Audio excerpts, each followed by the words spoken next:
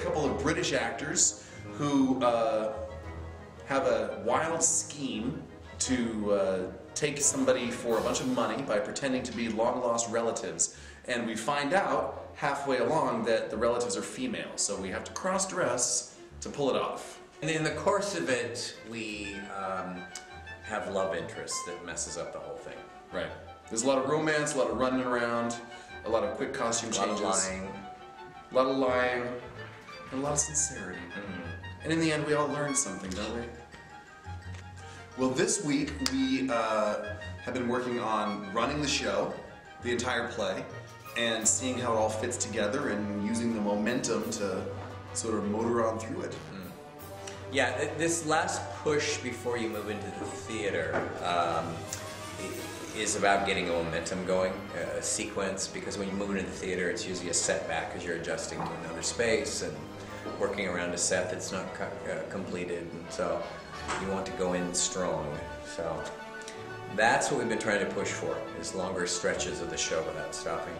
So the cast is doing leaps and bounds with their progress when it comes to their characterization. They've gotten their lines to a really good solid point. Now they get to find all those little pieces where they get to add it in. Those really good facial expression, their movements, that's going to build on the character as who they are. It's been a while since I've done a show, since I've been in a show. And I'm really excited to do it.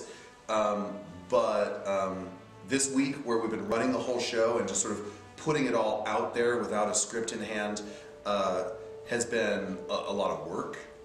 And I'm frankly a little intimidated by it. And but I know that plays come together and it's going to turn out. But I would be lying if I was to say I'm not at this point feeling the jitters and feeling the butterflies. But that's part of the enjoyment of it. What happens, and I've done a number of shows at Pinnacle, what happens when you move into the theater is you get a second wind.